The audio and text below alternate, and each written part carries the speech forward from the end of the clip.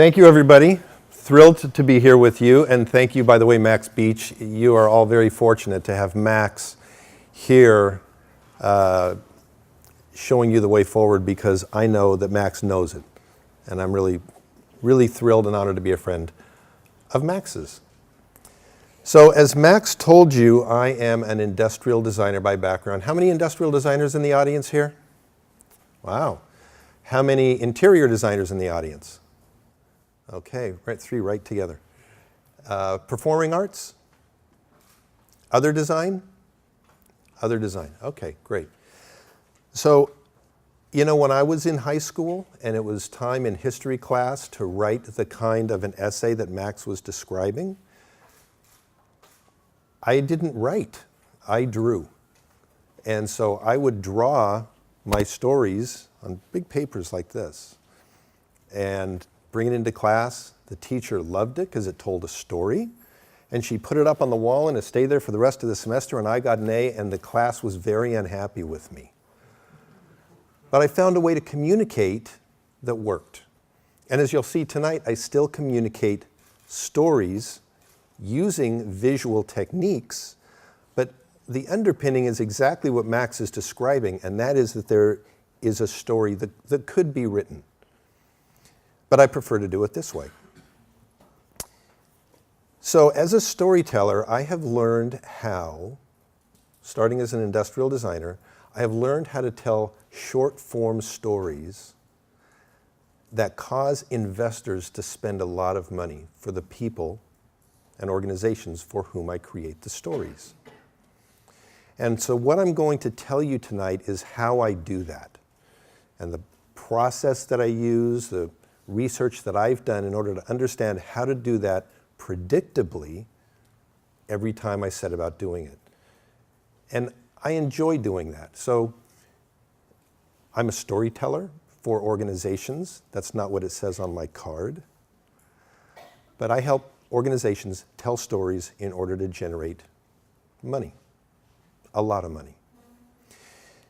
So the first place to start is to understand who you're telling the story to, what it is that you're trying to accomplish, and why it's important to the people you're talking to hear what it is you have to say, right?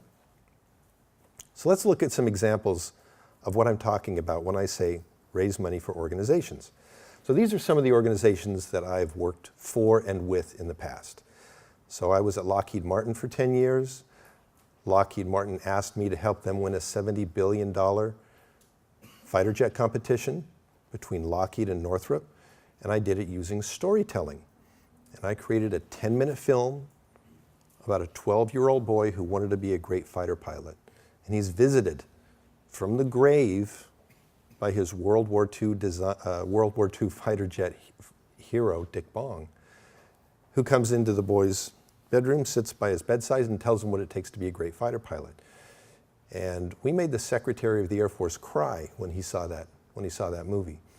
So these are stories that connect on an emotional level with people, and it's that emotion that causes a buying trigger. So there are many industrial designers in the audience here tonight, and in the world of industrial design, we're involved with creating products or services or some kind of an idea that people ultimately need to buy. And in order for people to buy them, they need to understand the emotional significance of that product in their lives. And that's what we're going to see how to do tonight. I helped Motorola transition from being a company that no one had heard of, who was designing police radios, to become a leader in the cell phone business. This was in the 90s.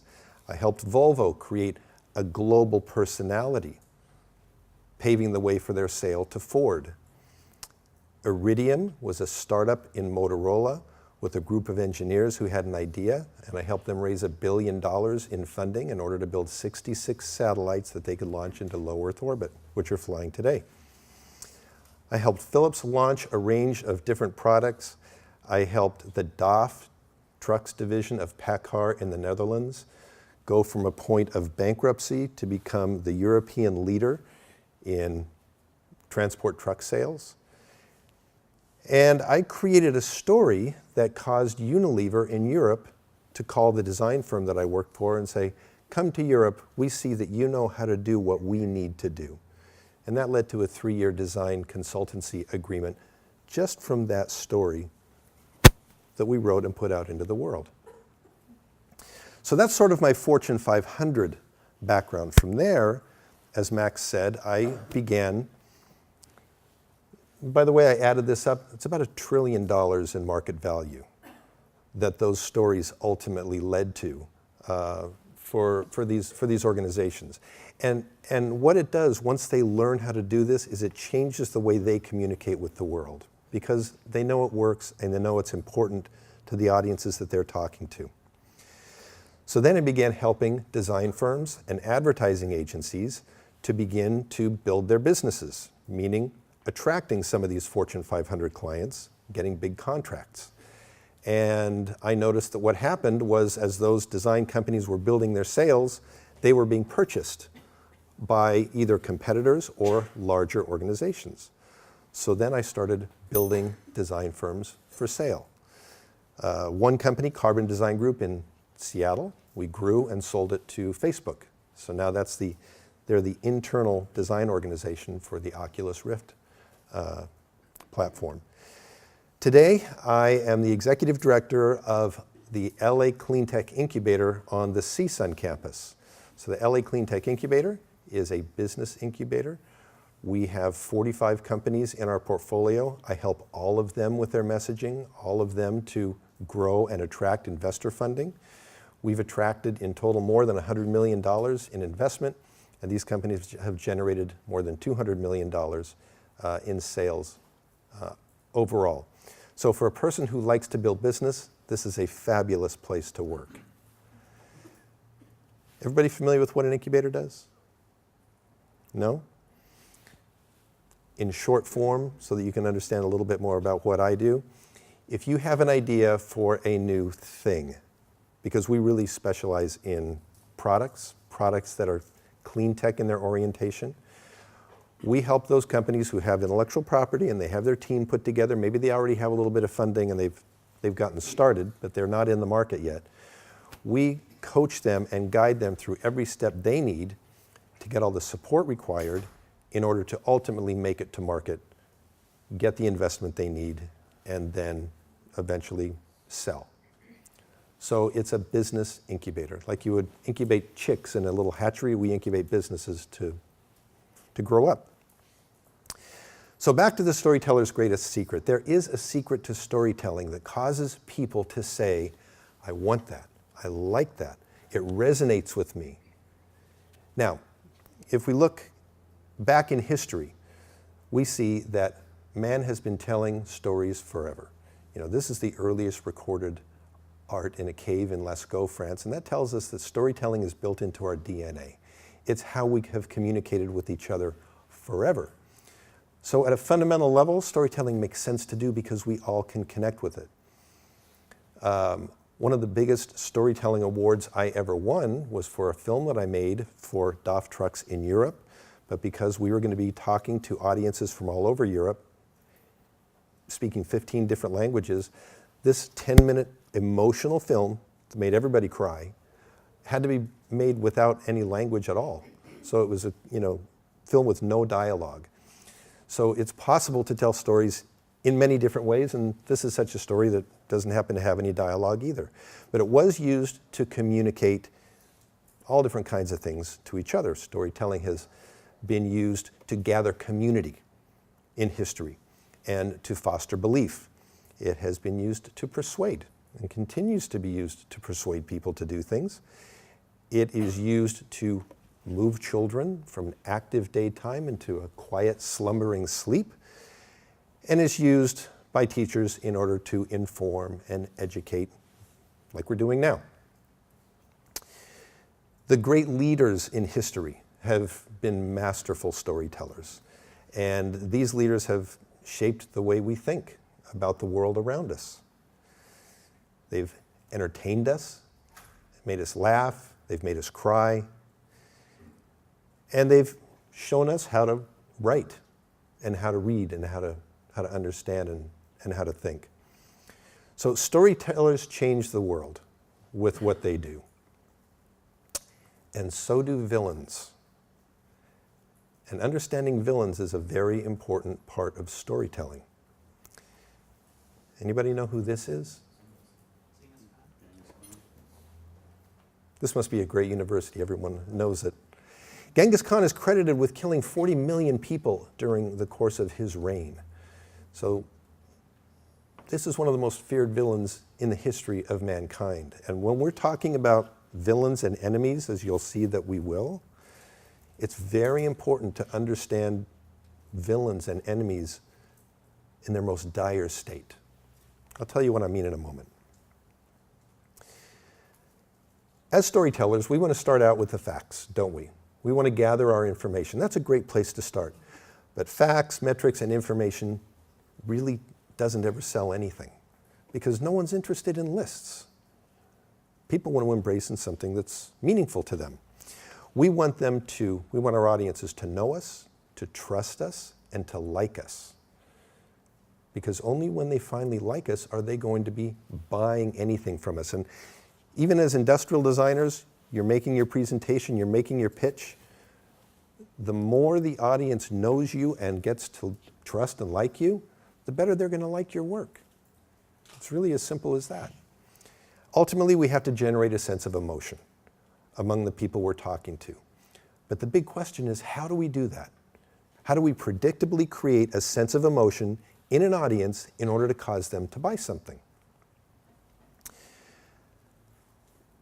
In order to really understand best how to do that, we look at the performing arts, right? We look at drama, we look at movies. And the reason we do that is because movies have a beginning, a middle, and an end, like a sandwich. We start with bread, we end with bread, and in the middle, something interesting is going to happen. So if we look at a real sandwich, it's got all kinds of different ingredients in it, and our story will have different ingredients in it too, but it will have a beginning, middle, and an end. We're going to see how storytellers use the sandwich structure, which is called the hero's journey, to tell a story that generates real emotion. And the real emotion happens around seizing the sword. We'll learn what that is. So remember, we're going to learn who, why, and what we're talking about. Let's keep that in mind as we go through a journey to meet Dorothy, Harry, and Luke. Anybody know who I'm talking about? Who am I talking about? Wizard of Oz, Harry Potter, and Star Wars. Good job. So here are our three heroes. Do you recognize them? You recognize them when you look at their faces?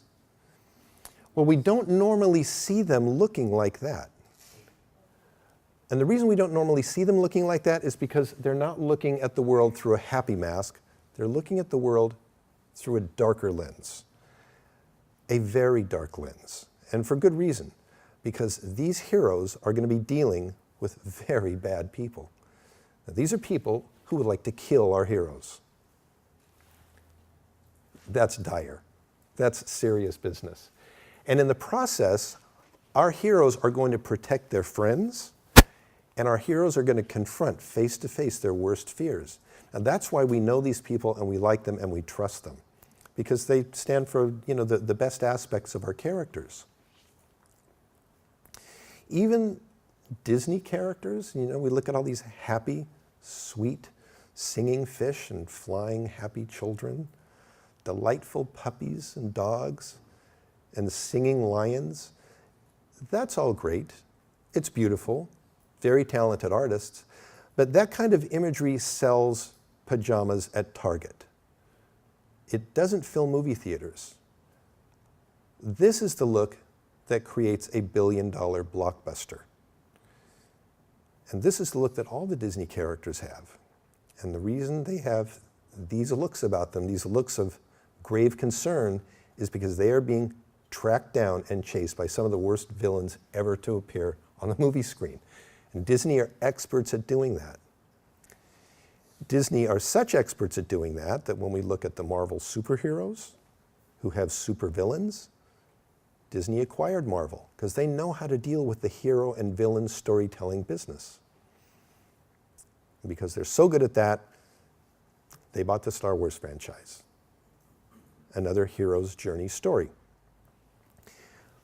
With arguably some of the worst menacing enemies that have ever been on the screen also. So George Lucas, when he created his hero Luke Skywalker, did so in his own image. So George Lucas really knew who Luke Skywalker was. Interestingly, this is also the profile of the people that filled the theater at the time that Star Wars launched. So there's a direct connection between the creator Lucas, his hero Luke Skywalker, and the audience that was coming to see Luke Skywalker. Okay, so George Lucas really understood his audience, like you need to understand your audience. And we'll learn how to understand your audience in a moment. But understanding your audience, if this is paramount importance here at this level, then understanding your audience is up there by the ceiling. I can't overstate the importance of understanding who it is that you're going to be talking to. Luke Skywalker has an enemy, and it's Darth Vader. And Darth Vader wants to do him in, even though Darth Vader is his father. George Lucas went to every film studio in the business, and he tried to sell the Star Wars script. No one wanted to buy it except 20th Century Fox, who said, well, we're almost out of business. They were almost bankrupt at that time, and they took a big risk on George Lucas and Star Wars. They thought, you know, if this doesn't work, we're out of business anyway. So let's give it a try, and they did. And of course, it was a big win. But here's how George Lucas did not sell Star Wars. He didn't say, we have X-Wing fighters, and we also have Death Stars. It's a big planet. It shoots lasers. Protecting the Death Star, we have these large Star Destroyers, by the way, and we have special weapons made out of light. They're really cool. One other thing, we have droids, different kinds of droids. They fly, they float, they drive, they do all kinds of things. And we have a team. This is our team of the Rebellion, and then we have another team. They're the Galactic Empire. That is how George Lucas did not sell it, because that's not interesting. What you can sell with the list approach is you can sell encyclopedias. That's how you sell encyclopedias, and you can make money selling encyclopedias. Hundreds of thousands of dollars selling encyclopedias. But lists and descriptions of products don't sell. In order to sell, you have to engage your audience on an emotional level. And what I just showed you is not an emotional pitch. That was a product listing pitch. Even though those products, by the way, were moving and it was sort of visually interesting, which is also important, especially for us as designers, but it's got to engage on an emotional level. That's where we're going. An example of a product company, and Apple is a real product company who sells on an emotional level, is this image here. You know, this image tells you that with an iPhone in your pocket, you can go have an adventure. And there's a hero's journey in here too, by the way. You see, there's the hero up on top of the Land Rover. And you know what happens if any one of those elephants charge? It's all over.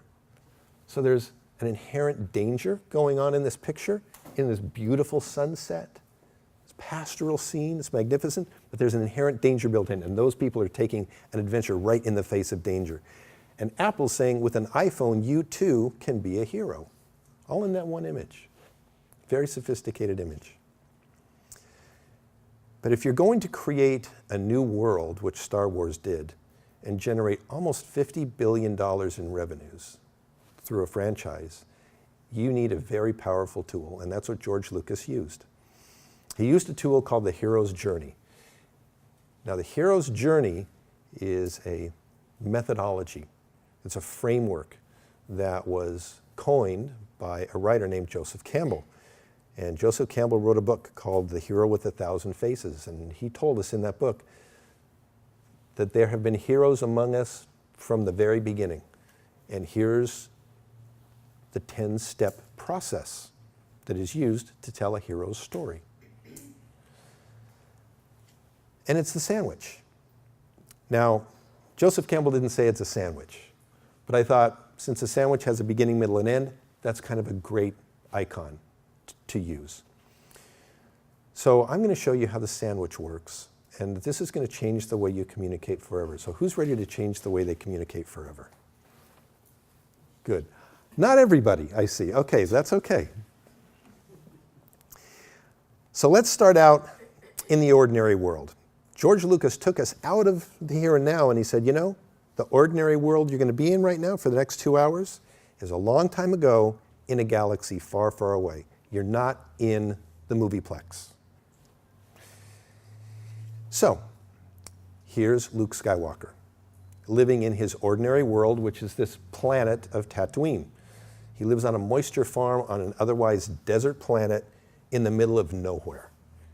And he's not happy. Look at his face, right? He looks just like Dorothy, and looks just like Harry, not happy with his current conditions.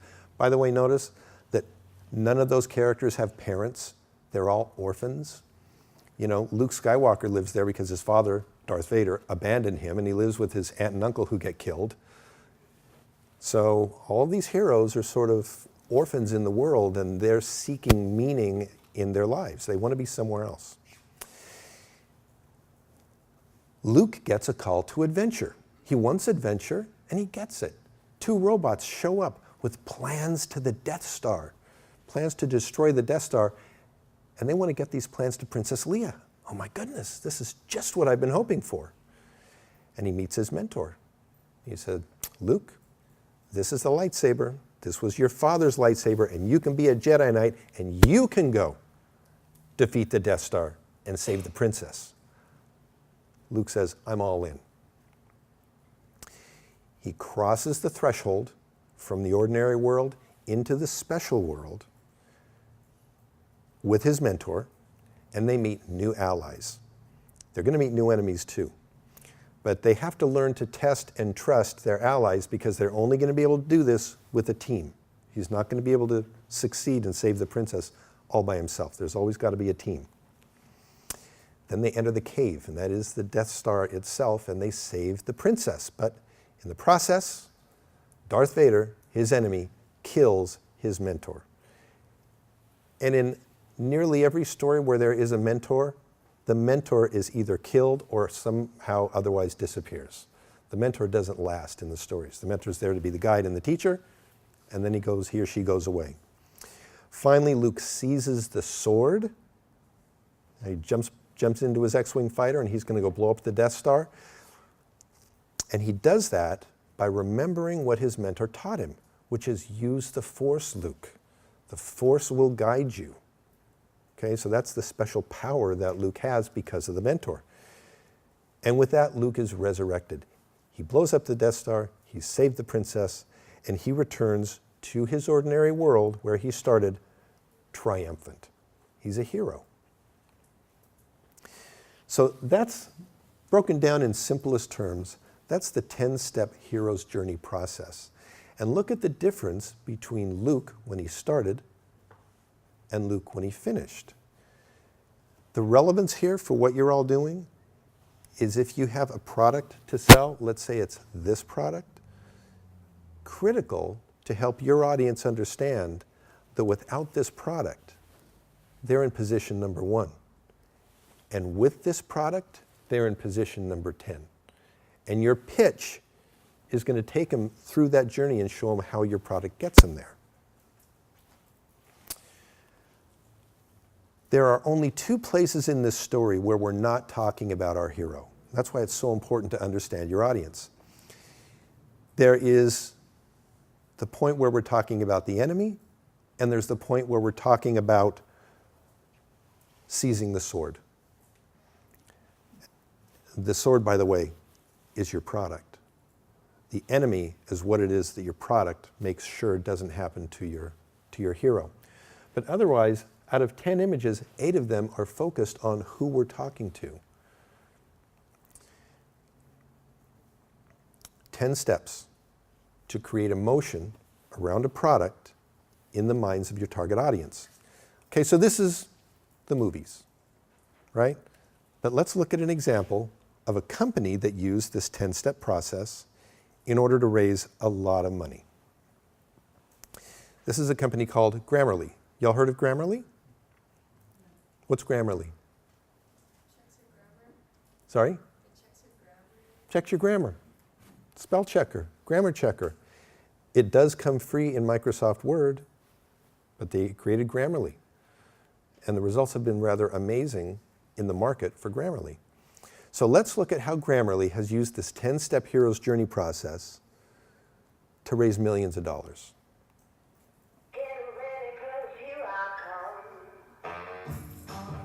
Well, lastly, I'd like to introduce our new social media manager, Lily.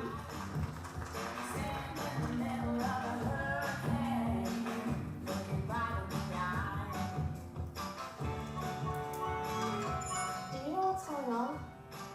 The servers are down. Welcome to the team.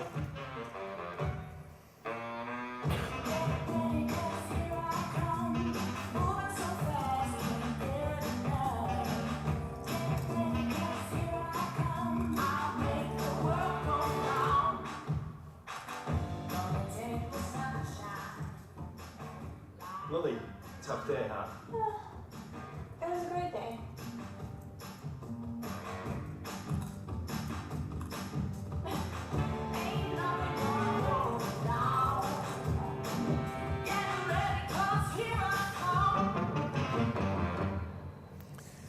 So Lily is a hero, right? I mean, look what Lily did. She saved the company with a spell checker. So let's break this down. She started in the ordinary world, in her apartment. She had the call to adventure. Lily, our new social media manager, she met the mentor. Welcome to the team. Now she crosses the threshold and she's going to test her allies, right? She's got a new tool to go and deal with the enemy in the cave. See, Lily has an enemy. That's a mean, vicious enemy, because if you're the IT manager, you don't want to see that face coming from customer emails. She goes through a death and rebirth of Lily. There was the old, scared, timid Lily, and now this is the new Lily who's reborn because of the power of this tool. She seizes the sword, spells her emails correctly. God bless her. She's resurrected. The boss sees her working late. He knows she solved the problem. And she returns to the ordinary world triumphant. So, let's look at this one more time and see if you can follow the 10 steps as we look at it again.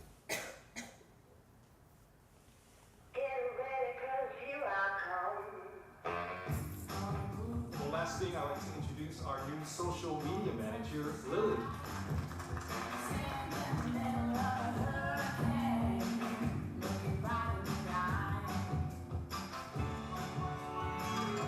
Do you know what's going on? The servers are down. Welcome to the team.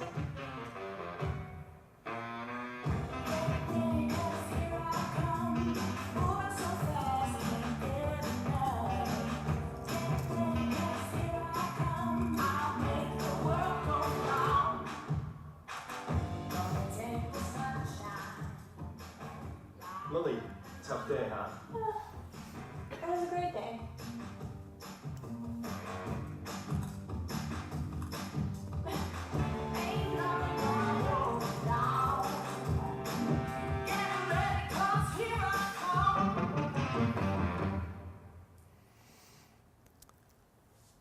Ten steps from the ordinary world back to the ordinary world with the adventure that happened in between, thanks to Grammarly. The results of what that brought Grammarly in the market, and this is in their what's called a Series A round. That's their first venture capital round, which is usually $3 million maybe. The hero and the sword, $110 million. That's how much Grammarly raised. That is an amazing amount of money for a company in their first round of capital raise. But it's because they so understood their story and their hero that they were able to communicate it to investors. Now, it's not the case that whenever you have a product that you have to go through this whole hero's journey and make up a hero, make up an enemy. But if you do put your story, your product into a story context, you're going to understand where the holes are in your presentation. And that's critical, because in any good story, if there are holes in the presentation, people see it and their attention breaks off. And you don't want them to do that. You want them to stay with you from the very beginning to the very end. So we have Lily, Dorothy, Harry, and Luke. They've all got their vicious enemies, as did Ariel, Peter, Patch, and Simba. Now, you are all going to create heroes and villains. Who are you going to create? And how are you going to do that? Does anybody have an idea how you're going to do that?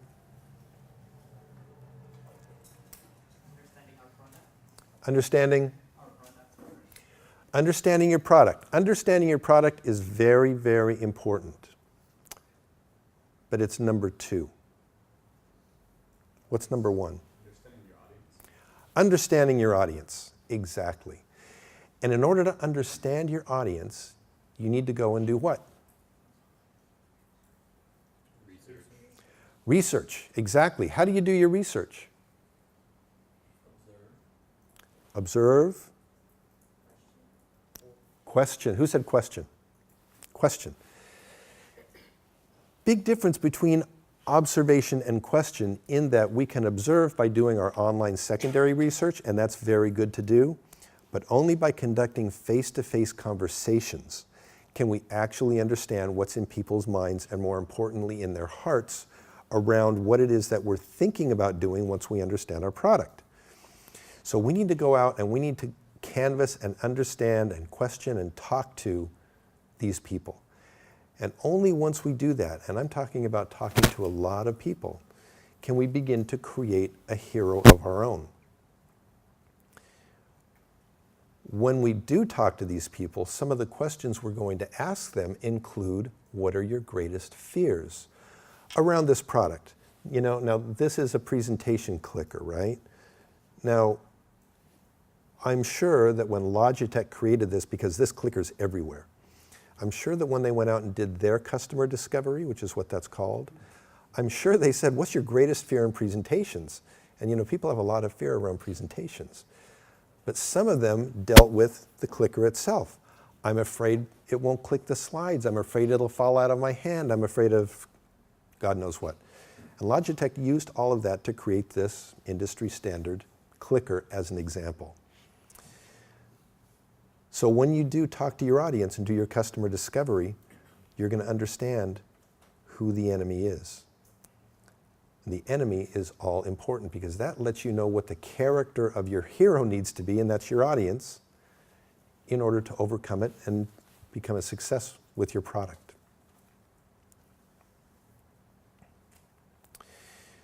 So let's break it down step by step. We want to start by thinking about our goal, right?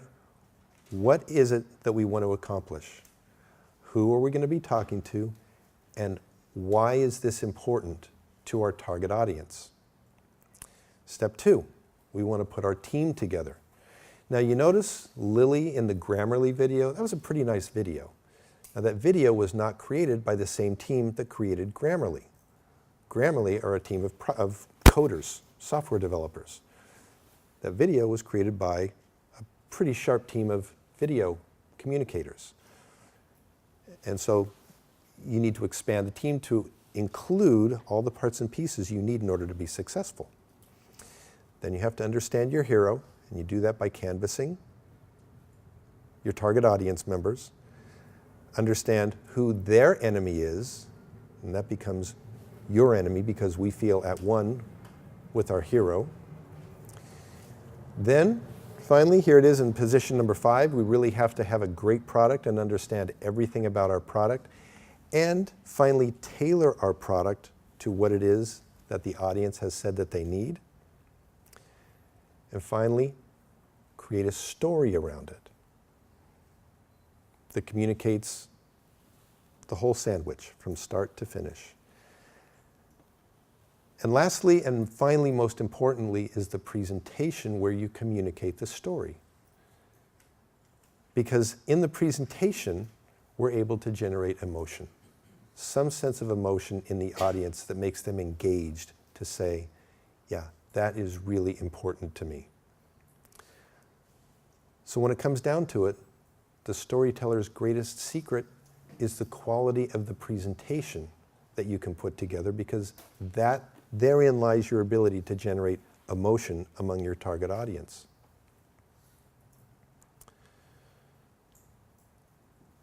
So there you have it, in just 123 slides.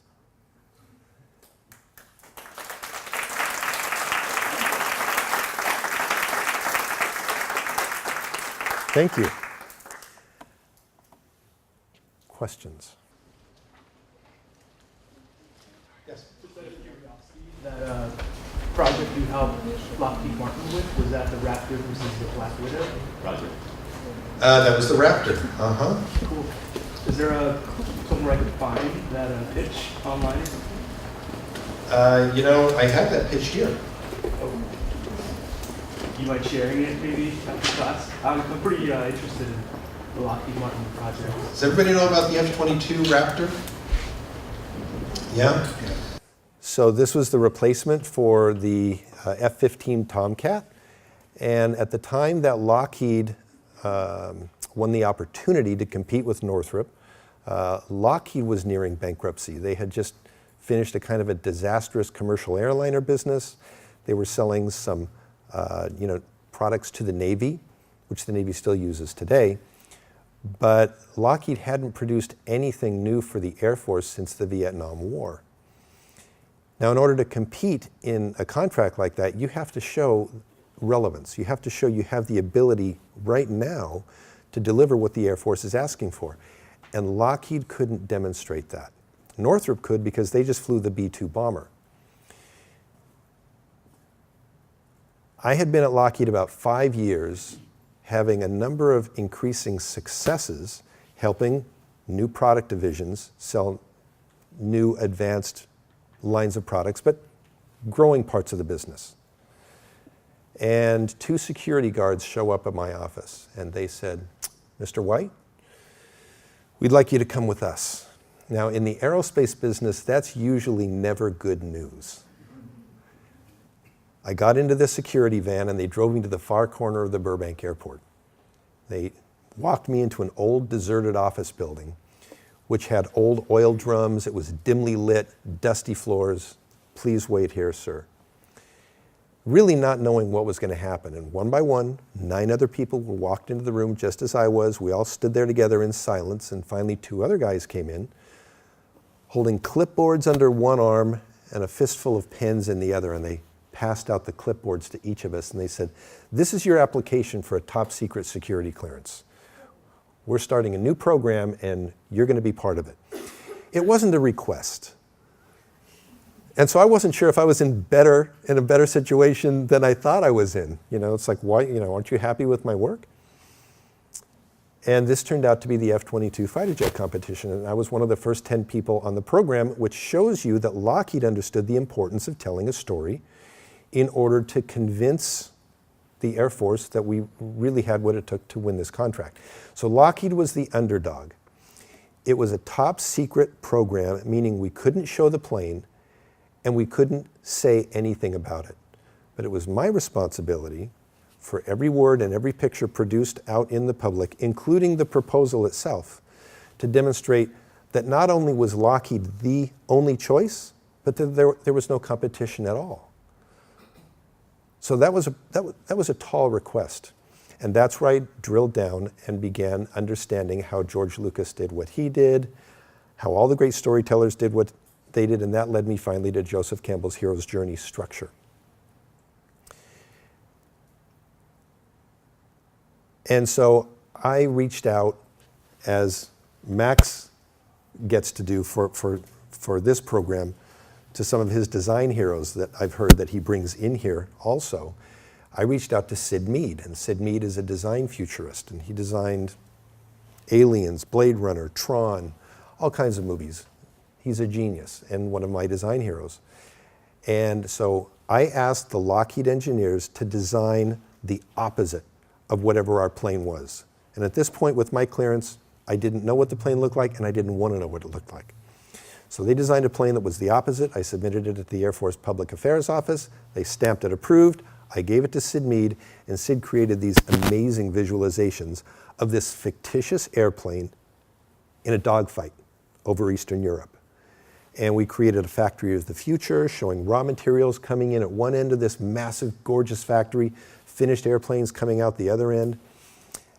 And I produced a limited edition, thousands and tens of thousands of poster series, which we gave out at the trade shows, at the Air Force trade shows. In addition to that, I produced movies, a series of 4 different films. And the 4th film is a movie called The Spirit of Flight. And this is a story of a 12-year-old boy who wants to be a fighter pilot. And the idea was that we were going to gear everything we're doing to the Chief of Staff of the Air Force, because he's the decision maker of our client. And so this is, for that time, a rather big budget movie. And I wrote it, I storyboarded it, I pitched it. The Lockheed team, Lockheed, Boeing, and General Dynamics teams signed off on it. And we finished it. And I was thrilled with the production. And all ready to take it to the Air Force Association trade show in Washington, D.C., where the Chief of Staff and his entourage would see our movie in our specially designed surround sound theater. 2 weeks before we're leaving for the show, the head of the Lockheed program calls me and he said, you know, just to be on the safe side, let's do a screening for the mid-level Air Force brass. I just want to make sure we're on the right track. Okay, so I organized a screening for about 200 people in a theater somewhere in Burbank. And I also invited the creative team to come and see this because I wanted them to have this feeling of exhilaration when the audience stood up in glorious applause, right? Lights went down, 10 minutes of film, the lights go up and there's dead silence in the audience. And then there's murmuring in the front row here with the Lockheed and Air Force teams. They're whispering to each other. And finally, the head of the Lockheed program stands up in the front row, turns to me in the back of the room, and he says, White, I'm ready now. This is going to be great. We need to find another movie. We would rather show a Bugs Bunny cartoon to the chief than to show this movie.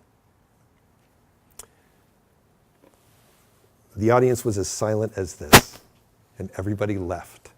So I spent the next 2 weeks lobbying the senior Lockheed team who was closest to the Air Force, and ultimately they decided, all right, I understand why this movie will work, we'll show it, and we did.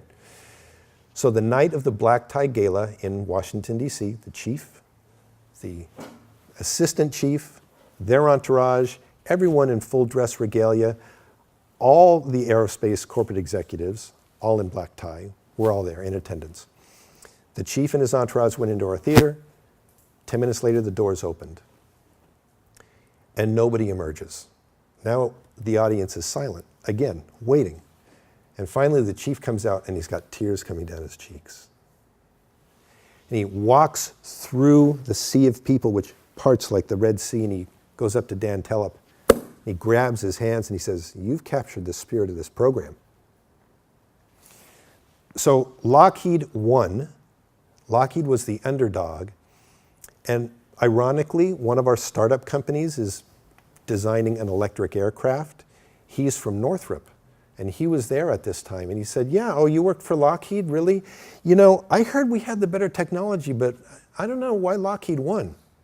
It's like, there's real power in shifting the way people think about a subject. How we shifted the thinking was that the request for proposal said that this needs to be a jet that can virtually fly itself, and it's top secret. So at this big Air Force Association show in Washington, Northrop showed nothing.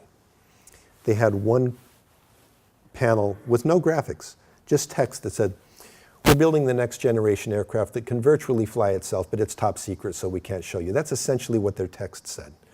We, on the other hand, showed this amazing, beautiful fighter jet of the future, fictitious totally. And we have Dick Bong, the ace of aces of World War II, coming back from the dead to say, here's what it takes to be a great fighter pilot. We were saying, it's all about the pilot. It's not about a pilotless aircraft, it's about a piloted aircraft. Well, the Air Force resonated with that message.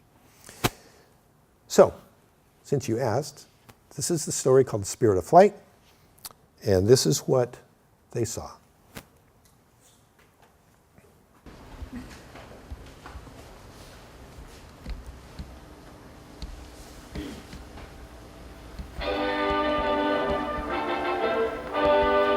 Conspicuous gallantry and intrepidity in action, above and beyond the call of duty, in the Southwest Pacific area from 10 October to 15 November 1944. Major Bong voluntarily and at his own request engaged in repeated combat missions, including unusually hazardous sorties over Balikpapan, Borneo, and in the Leyte area of the Philippines.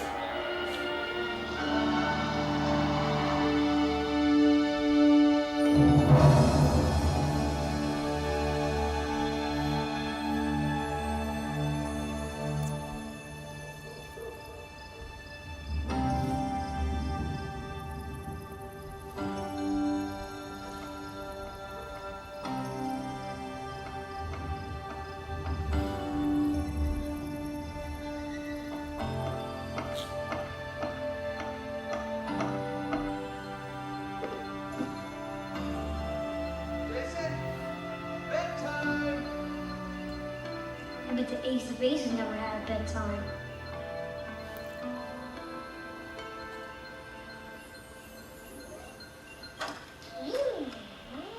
Japanese Hero 12 o'clock! I got him! Come on, let's get the field down, look out, dude! Jason, bedtime, lights out.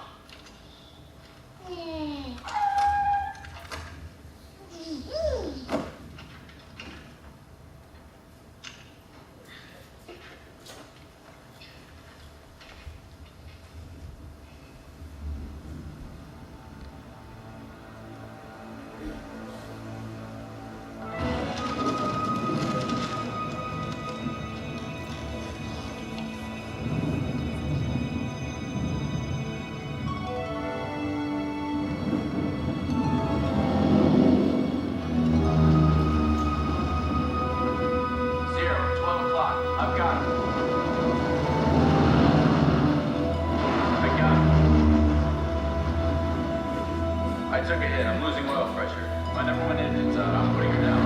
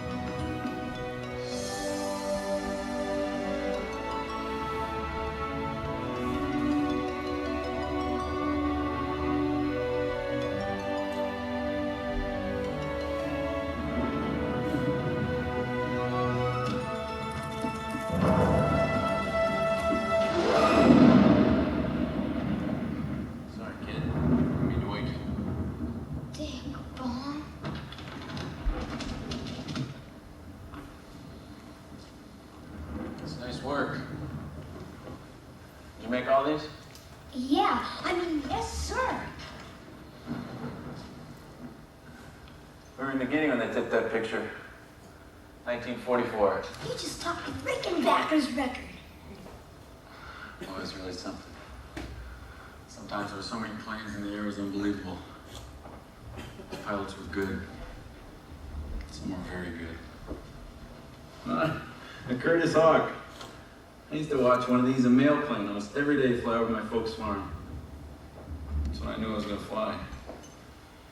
And about the time I was your age, I got my first look at one of these. The Boeing P-26? Yeah, what a beauty. First all-metal fighter. First time I saw it, I was only 12. And the plane I was gonna fly? The P-38? Hadn't even been built yet. It was still just a dream. When that dream came to life, we busted out of the skies like her name. The Lightning! Nothing could touch us. P-38 was my plane, Jason. She was the most powerful fighter I'd ever seen. 40,000 feet, 400 knots. And a lot more maneuverable, too. What a great plane. Made all the difference.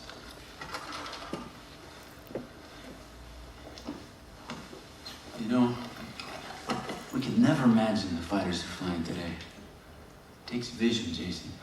Don't ever forget that. It takes vision to make a great aircraft. You know, the F-16 looks like a great fighter. But every pilot has his plane for his time. I mean, yours is going to be totally different. Only one thing will be the same. The pilots with the right stuff will be pushing those new airplanes to their limits. Well, that's what I want to do. I know. You know, courage is something they can never build into these planes. Every pilot brings it with them. That's not all it takes. Here, these guys, they could tell you. When you're up there, when you're engaged, oh, you'll understand. Yeah. Gotta go, Ace. No, don't go. I mean, why'd you come and see me? Well, I came to make sure. You see, I think you've got what it takes, but, you know, you're gonna have to find that out for yourself. But, can you show me? That's up to you, Ace. I'm history. You're the future. Mission alert! Mission alert! Message follows. The enemy has launched the first wave of strike aircraft westbound. Targets unknown. Assume alert status. Acknowledged by flight. Connors, your call sign will be Ghost 1. Execute order has been authenticated. Scramble first force ship of F-22s. Go get them, boys. Better answer your call, Jason. Ghost 1, say status. Major Jason Connors reporting for duty, sir. Clear the copy, Connors. Go, sir. Our primary objective is to intercept the strike force on their side of the border and destroy the airborne warning and control aircraft. This requires supersonic ingress, late acquisition of your presence, and the right weapons payload to allow the first look, first kill capability. Wingmen will rendezvous at Point Bravo, Angel 200. Do you copy? Yes, sir. Stand by for fighter configuration. This is the most advanced aircraft ever built. It has a fully integrated avionics suite that includes weapons management, system health monitoring, and automated pilot displays and controls. This system is fully supportable and reliable. It has supersonic ingress and egress provided through advanced power plants with thrust vectoring nozzles for improved agility. Its sensors include an advanced radar, tailored CNI, and an electronic warfare suite. Lightweight composites and single-piece wingskins will maintain the correct thrust-to-weight ratio and overall airframe durability. Finally, stealth technology ensures the necessary survivability to accomplish the mission. This is a totally integrated weapons system, unlike anything the world's ever seen. This is your F-22. It represents the best of America's technology. We count on you, Connors. Ghost 1, clear for takeoff, runway 03. Ghost flight number 1. 20 miles in enemy territory, supersonic, below the con level, 100. Weapons, armed high. So it shows Su-27s, MiG-33s, and MiG-35s entering Sector 7. Time to split the element. Ghost flight, push it up to 2 copies. Push it up. Burgers lit. B-sub-C 1800, aspect 180. 2 target door. That one confirms elements are targeting their bandits. No overall. Approaching RMAX 2, I've got the lead element. 6 is still clear. Source complete. Lead element targeted. Fox 1. Ghost 1, Fox. Bug out west. 2 copies. Bug out west. Red Crown, Ghost 1. Mission accomplished, RTB. Hey, Major Bond. We got it.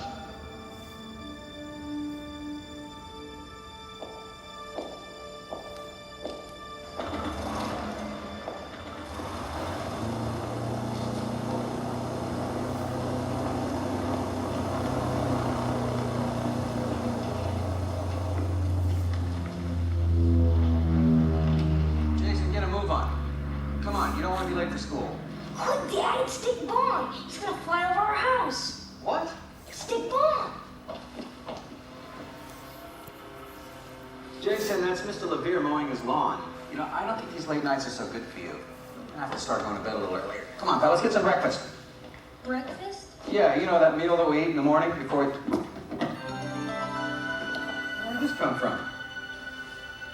It's got your name on it. Oh, I got it from a friend. It's kind of big. We'll grow into it. I know. Come on, buddy. Even fighter pilots got to get to school on time.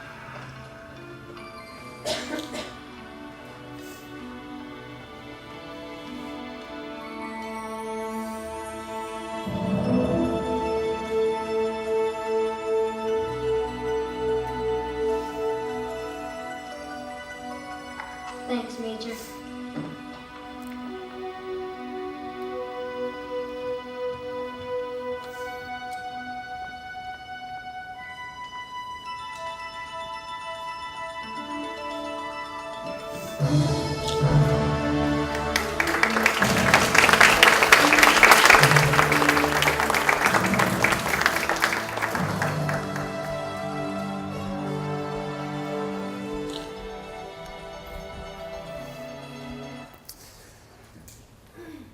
So that was how we made the Chief of Staff of the Air Force cry.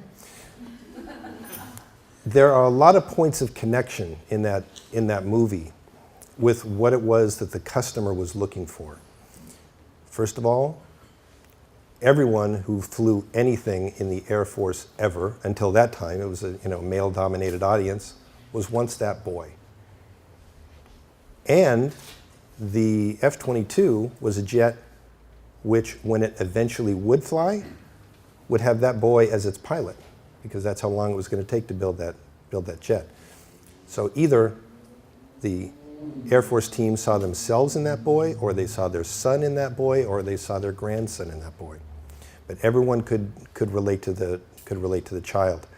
And it was showing a successful vision of the future, and it was alluding to an aircraft product that was really pretty amazing. So collectively, that became the most distributed video ever in the Air Force. I think it's still used, I've heard, as a training video at Air Force headquarters. It's in their lobby. And interestingly too, after Lockheed won the F-22 program, it then went on to win the F-35 program, which the Air Force called the Lightning II. So this also, the reason for the connectivity, by the way, to the P-38 was that when the P-38 was launched exactly 50 years earlier, it was a plane that no one had ever seen before, totally unusual configuration, and it became a real hero in the American victory in World War II. So we made the 50-year connection between, if we could do that then we're the only people you can call to do that again now. Because the F-22 is supposed to be a revolutionary rather than an evolutionary fighter. Any other questions? Got one back here. So you have two questions. One is, what is the software in the presentation? Is it PowerPoint or? It is not PowerPoint. PowerPoint is, very good to use if you have to send it to someone who also has PowerPoint. But if you want to make a presentation that really has some animation and some, beautiful handling of text and things like that, you have to use what? Keynote. Right. So this is sort of an amplified version of Keynote. With regard to the hero's journey, universal acceptability, applicability across cultures. Buddha was a hero. Jesus Christ was a hero that followed those same steps. And so the hero's journey methodology crosses cultural boundaries, which is something else that makes it so effective and so impactful. Now, needless to say, you have to go through your customer discovery and really understand who the decision makers are in whatever culture you're going to be talking to. You've got to gear that story toward that culture. But the hero's journey structure is one that has universal application. Tom, I have a quick question. When you are, let's say, as a consultant designer, as opposed to in-house, and you are creating a pitch, part of your hero is the end user potentially of the client's, let's say, product or service. How much of your story, or how do you recommend connecting to the client as well? Similar to how you are looking at the Air Force, there's a lot of different stakeholders. What is your approach generally? Well, that's a really great question. So let me give you kind of two answers to that question.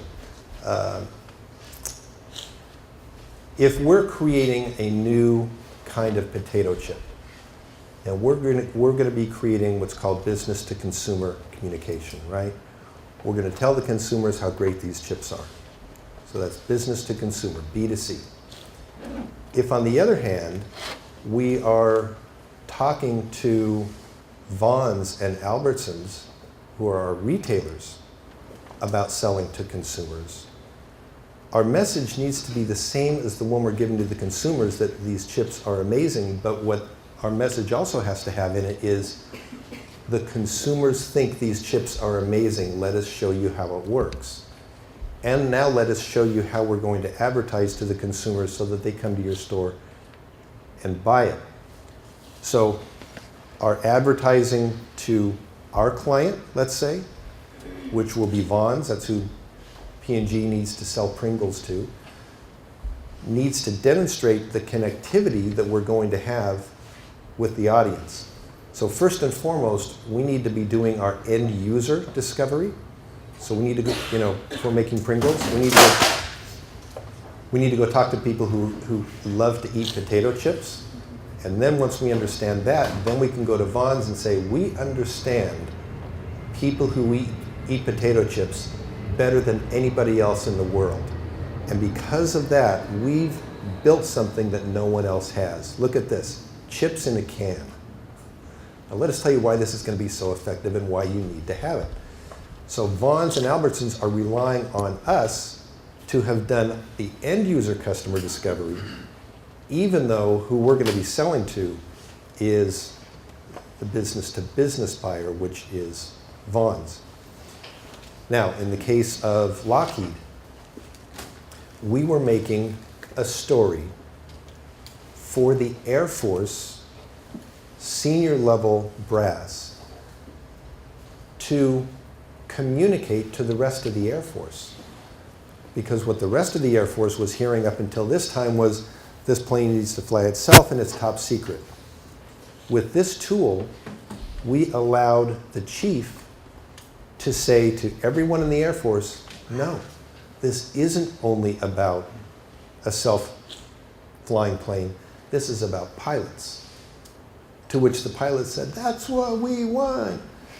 So we gave him the tools to rally support among the whole Air Force. And it's very difficult to beat that kind of support. Meanwhile, Northrop played it exactly by the book. And you know, the results showed what happened. But whether you're in-house or whether you're a consultant working outside, you really need to go understand who your customer's customer is, and help them create the tool to sell to their end customer. It's probably a little more complicated answer than I would like it to be, but. Thank you. Any other questions? Anybody else? Yes. So I think individually, I really like doing the ethnographic research portion of this type of work, where you go out into the field and talk about things with people. But I find the storytelling portion to be difficult. We've actually worked on projects in the junior studio with Hero's Journey in mind, and it's challenging to communicate to the audience. So my question for you really is, wearing both those hats is a difficult task, and what are sort of techniques other than outsourcing a project to get better at telling stories while wearing the hat also of the researcher? Well, that's an outstanding question. And let me say this first of all. It is imperative that the storyteller is the one asking the questions, right? Because the storyteller has to become one with the people that he or she is speaking with. It's a conversation. You know, it's not a questionnaire, because you can do a MailChimp and do a questionnaire. This is a conversation. The best way to become a good storyteller is, as you're listening, and Max and I talked about this together earlier, as you're listening to their responses to your question, simply repeat back their response to them. Because it's what they say that's going to give you the basis for what you're going to go say. And you're taking all the best of information, you're going to put it together in order with visuals, and you're going to present it. Now, you know, I wrote that movie and I storyboarded that movie, but I didn't direct it and I didn't star in it, because I'm not an in front of the camera guy usually. So other people do that. But I brought the story up to the point of actually producing it, shooting it, and, you know, distributing it. So I would urge you to go a little further in your storytelling process. If you do enjoy the ethnography, go a little further by repeating back to them. So do I understand correctly that you said you really like round chips? Is that correct? Oh, that's interesting. Why do you like round chips? And the more you drill down, the more interesting things you're going to hear. And that becomes the substance for a very interesting story that has real relevance to the audience that you're talking to. So if you like the ethnography, I guess you're halfway there. Thank you. Well, question. Ideally, you would talk to about 100 people. And, you know, if you can get 10 minutes with them, that's fantastic. Maybe a little longer. The more interesting your questions and your engagement are, the longer they'll be willing to spend with you. And the reason you talk to 100 people, by the way, is the first 30 are just going to help you get your bearings on what it is that people are feeling. From that, you're going to recalibrate and go out to the next 30. And that's going to start to give you insight. And from that, you can go out to confirm the validity of your insight. So if you can talk to 100 people, you're going to have information on your product that no one else has. So very, very, very important. But, you know, because you don't know this person. So, you know, there's a point where, okay, we're done with the conversation now. 10 minutes, 15 maybe. Could be less too. Max. I have a real quick question, because I'm sure this is something that maybe somebody is thinking, but how does an industrial designer go to work for Lockheed Martin, not designing products? What was that journey for you? Yeah, that's a good question. I became an industrial designer at Lockheed because I drew a business card. I drew a birthday card for my girlfriend's father. So I was working at Citicorp designing automated teller machines, which was a new concept at that time, by the way. And I was the guy designing concepts that the brand managers could go get funding for. So I had been dating a girl whose father worked at Lockheed. More than that, I didn't know. I could draw, so I drew him a birthday card. He opened the card, he looked at it. You drew this? Yes. Well, how'd you like to come to work at Lockheed? And it turned out that my girlfriend's father was the head of HR at Lockheed.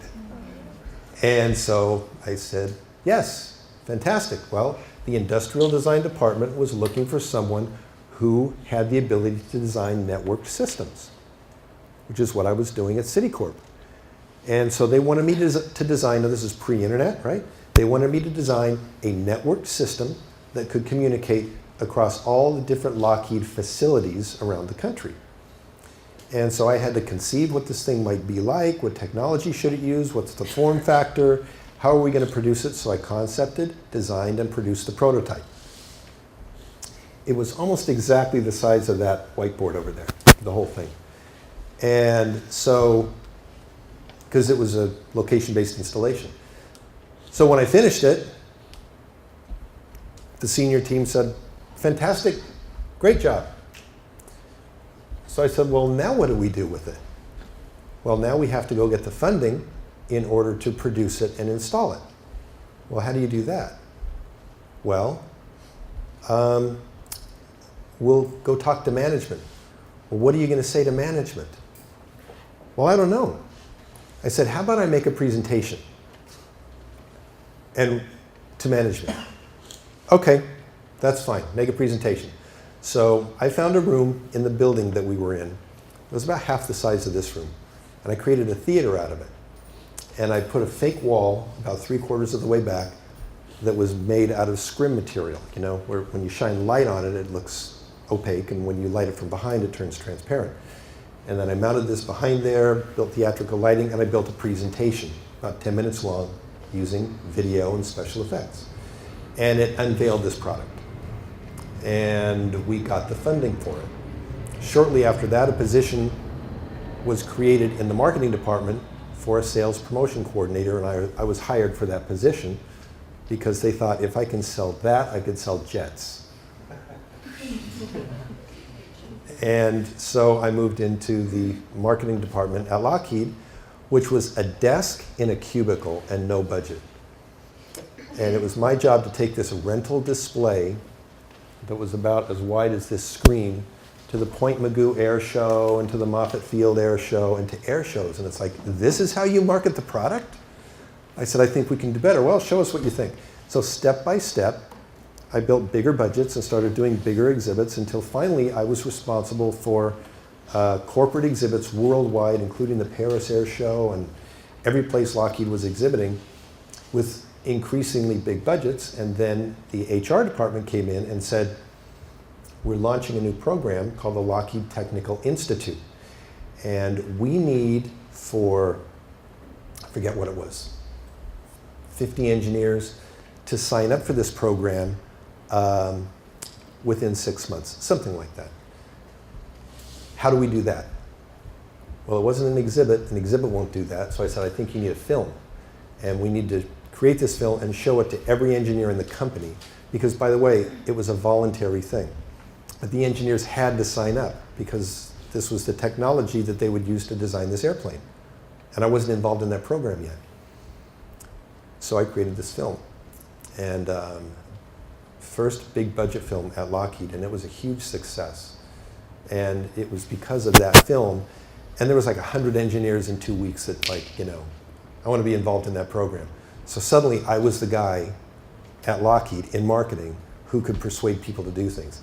So that's why when the F-22 opportunity came up, they said, okay, you're coming on this program.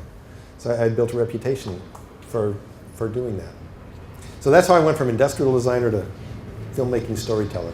Yes. So, you know, this film was made in the mid-late 80s, right? So This was actually a 12-minute film, which at that time was short.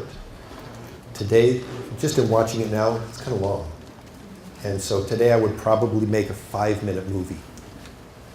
Now, by the way, that's contingent on having a theater that people go into and you close the doors. Because you really want them to stay for the whole story. Because it's, you know, you can't get walk by traffic to do that. You can do it online. But I think to tell an end-to-end story, the Grammarly video was 90 seconds. So you can do it in 90 seconds. The shorter you can make it, the better. If you can do a 90-second story, do that. For our startup companies downtown, I take their stories, which are 1 hour long stories, and I turn those into 60-second stories. So it's really possible to take a very long, very complex message and compress it into something that's, you know, sort of very, very tight. So investors say, okay, I want to learn more. The shorter, the better. The only reason this was longer format tonight was because there was a lot of material covered in here, and some how-to and history and all that. You win the award for best earrings. Yes? So, through this evolution that of this method that you kind of like helped develop and implement through your work and whatnot, it seems clear that you've gained, as along the way, you've gained a deeper understanding of human connection and just, what it takes to make people resonate to a message in general. And I'm wondering if, how you've maybe applied what you've learned in these applications to maybe just general life or personal matters or just general relationships of any kind, or because it seems like it's a valuable thing to have that level of understanding of just what makes humans connect to something. Yeah, that's a great question. You know, the characters in life don't always behave as predictably as those on the screen. Yeah. I would say the one takeaway from understanding and learning about this process is the importance, Max and I were talking about this too, the importance of listening to what it is that people are saying. Because they're telling you what they need you to know. That's not always easy to understand it. It's usually not easy to understand it. So you have to listen and then ask again and re-listen. And you really have to be the one who is the listener, even more than the speaker, because you're going to get your chance to speak. You're going to, no one was speaking during the time that movie was on. But up until that movie was finished, I was the one doing all the questions and all the asking. So I would say the most important takeaway for me from this process is being able to recognize in people what's most important to them when they're speaking. Thanks. Yeah, great lecture. Great, thank you. Thank you very much, everybody. You've been fabulous.